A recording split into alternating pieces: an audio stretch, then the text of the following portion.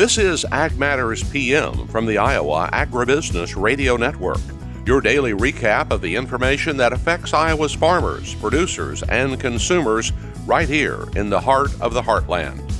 With reports from our award-winning team of Dustin Hoffman, Riley Smith, and Mark Magnuson. Now, from the IARN studios in Des Moines, here's Mark Magnuson. Hello and welcome into Ag Matters PM on the Iowa Agribusiness Radio Network. I'm Mark Magnuson.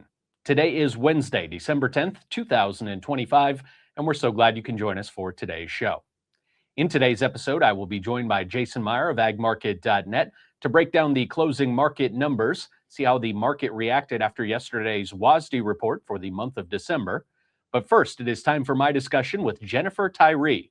She is the executive director of the Illinois Pork Producers Association, and we talk about the Taste What Pork Can Do campaign and how it is being implemented at the state level.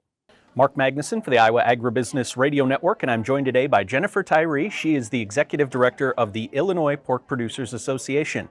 And Jennifer is joining me today here at the National Association of Farm Broadcasting Convention.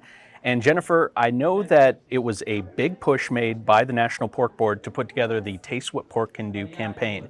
Could you tell us, please, exactly what the campaign has been all about and how things have gone so far with it? Yeah, and thank you for having me today. I really appreciate that. So we launched the campaign in May, and we had made the initial announcement at National Pork Forum, which is where all of our producers from across the country convene and share that this is happening.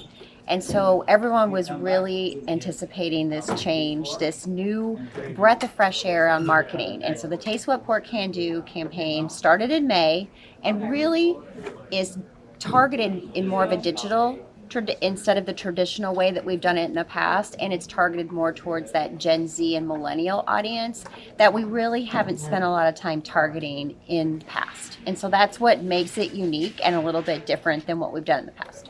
And so does it all go back then to, I'm a millennial, I can think back though at the same time to, pork the other white meat as a campaign and how big of a deal that was. And from what I understand, this campaign is every bit as big as that as far as the push being made to essentially promote more pork. Absolutely. And I would love to just take that last tagline that you said and put it out of people's minds, because I think that that was where we ended up having to do so much more work, because the other white meat tended to be a little bit dry.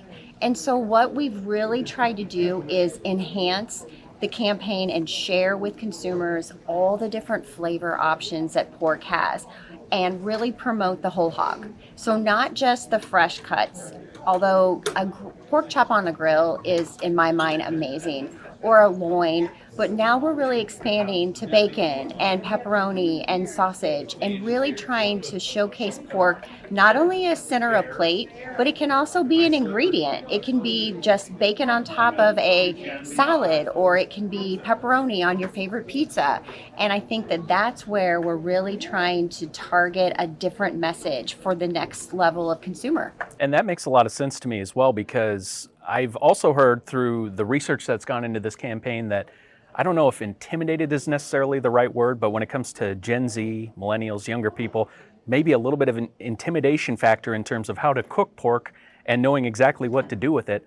But when you're using it as more of a flavor enhancer or adding to a meal, that to me does seem like a way to break things down and just make it overall a little bit easier to get it on the plate. Absolutely. I think that a lot of times if you can just get people immersed in the conversation, get them started with what they're already comfortable with, then they're going to start exploring your fresh cuts and start, breaking down a loin. But I think when you try to start with that messaging, it just gets lost a lot of times. And so that's what this campaign, the research behind all of the decisions that were made were based on doing surveys and finding out from millennials and Gen Zs how they get their information, how they prepare their meals, how much time they have to prepare meals, and what they really want from a protein. And so that's why we've reimagined the whole campaign this time around. So as executive director of Illinois Pork Producers Association, you know exactly what goes into this, but what has it been like implementing this campaign at the state level?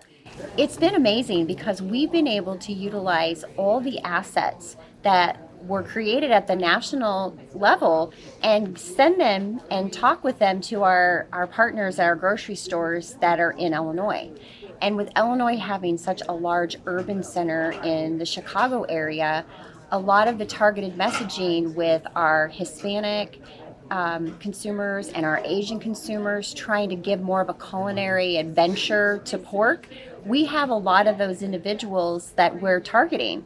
And so for us, we've been able to use all the assets and all that research data to share with our grocery partners.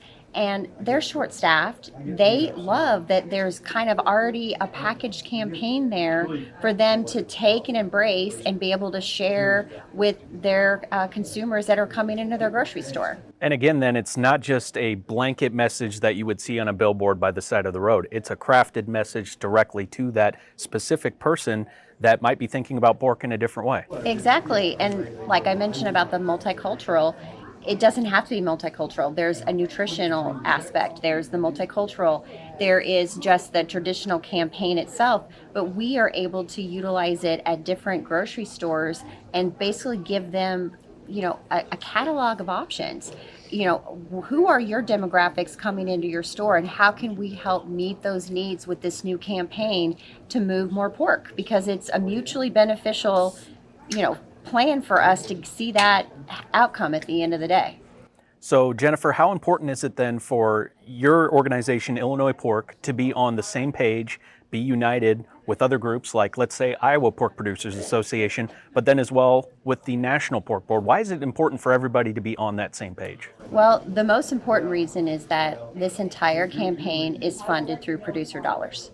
And so for us to utilize producer dollars on the Taste What Pork Can Do campaign, we're leveraging that effort with our state, with our sister states in the Midwest, with the national campaign, and we're being good stewards of those dollars that producers have trusted us to do for this Taste What Pork Can Do campaign. So all of that research comes together behind the scenes, but then you have to implement it by putting it together, I guess, so that everyone's getting that same message out there at the same time. Right, because at the end of the day, we're a small fish in a very big pond when it comes to advertising dollars. And so if we don't share those assets and work together, we're really just working against ourselves. So we really want to achieve that goal of increasing domestic consumption, and what better way to do it than to share those resources as widely as we can. Jennifer, is there anything else you'd like to let our Iowa viewers or Iowa listeners know about when it comes to the Taste What Pork Can Do campaign and how it's being implemented at the state level? Honestly, just knowing that the checkoff dollars that our producers have entrusted us with, that we are working very hard to increase domestic demand of our product. And we're looking at creative ways because the research and data has given us a roadmap to do that. And so we want Iowa, Illinois, all of our producers across the country to know that we're working very hard for them to try to hit that goal. What's the best way for our viewers to get in touch and to learn more? So porkcheckoff.org is the best way to find out about recipes, more insight on the actual campaign and ways that we are utilizing the Taste What Pork Can Do campaign, and just really anything that they want to do to learn more about how they can prepare pork or learn more about the product. She is Jennifer Tirey, the Executive Director with the Illinois Pork Producers Association, joining us at the National Association of Farm Broadcasting Convention in Kansas City. Jennifer, thanks so much for the time here today. Really appreciate it, and have a great rest of the show. Thank you so much. Thank you to Jennifer Tirey for that story about the Taste What Pork Can Do campaign from the National Pork Board and implementing that at the state level. It is time now for the closing markets, and I'm joined by Jason Meyer of agmarket.net. Jason, the WASDE report released yesterday. How did the markets react here today? A little bit of a reversal from what we traded yesterday. Corn was down a little bit, and beans actually closed up for the first time in a couple days here.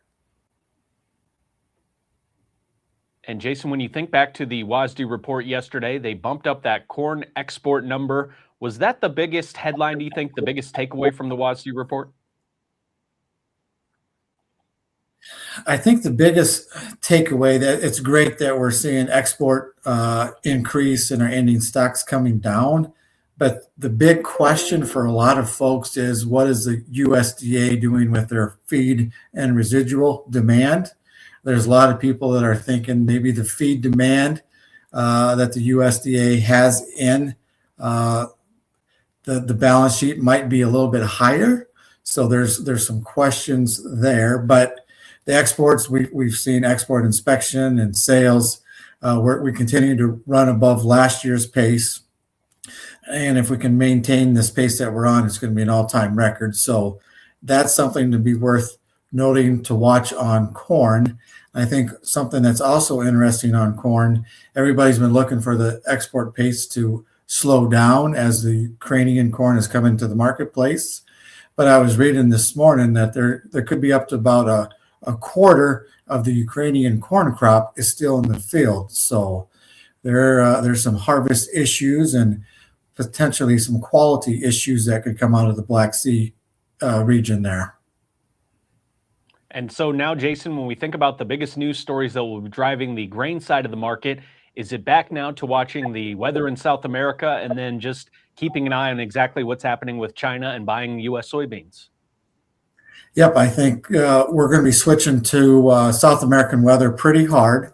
As of right now, maybe 2 weeks ago, northern Brazil was kind of dry, but Brazil's been able to get some decent rain. So kind of the drought idea is still there, but it's not really a question or interest point right now because they got ample moisture.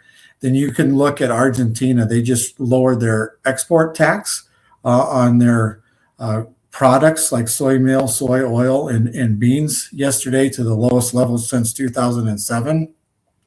So we might see some Argentine business in the world marketplace. So that's definitely something to watch out for. On the other side of the ag markets today, how did the cattle and hogs trade? The cattle and hogs were very resilient today. So yesterday we saw that these tariffs on beef are going away. So we're going to be importing a lot of beef. So you would think naturally that put some pressure on the markets, but the cattle market was pretty strong today. And you could argue on the cattle that we got some more cold weather coming into the northern corn belt. That should be very supportive as we go forward. And then hogs, I think people are a little bit surprised that the USDA said we're going to have a little bit smaller inventories and actually might increase our pork exports. So that gave the hog market a little bit of a boost today, which I thought was nice. And hogs are so close to breaking out of this big downtrend. So we'll be watching that very closely here. What's the best way for our listeners and viewers to get in touch for more marketing information? Mark, the best way for the viewers to get a hold of us is go to our website, eggmarket.net, and you can click on one of our profiles, and it has our numbers to contact, and we'd be more than happy to speak with you. He is Jason Meyer of agmarket.net, my guest here today for our closing markets. Jason, thanks so much for the time and insight. Always appreciate it, and we'll speak again soon. Sounds good. Everybody stay warm out there. Have a good day. Thank you to Jason Meyer of agmarket.net for our closing market discussion. Let's take a look at the closing numbers, which can be found anytime under the Markets tab of our website at iowaagnet.com. March corn closes down 3 3/4 at $4.44 1/4. January soybeans up 4 cents at $10.91 1/4. January soybean meal down 10 cents at $3.0120. January soybean oil up 7 cents at $51.09. Chicago wheat down 5 cents at $5.29 1/2. Minneapolis wheat down a penny at $5.75. Kansas City hard red wheat down 3 3/4 at $5.23 1/4. March oats down 8 1/4 at $2.92 1/2. On the Merc, December live cattle down 3 cents at $226.80. January feeder cattle up $2.88 at $338.38. February lean hogs up 55 cents at $82.43. February pork cutout unchanged at $93.75. Class 3 milk down 12 cents at $15.85. That wraps up the closing markets for today and brings us to the end of today's show. You can find all of our content on our website at iowaagnet.com. That's also where you will find our podcast, including our daily episodes of our Iowa Ag Matters podcast. From the Iowa Agribusiness Radio Network studios in Des Moines, I'm Mark Magnuson. For Riley Smith and Dustin Huffman, you've been watching Ag Matters PM.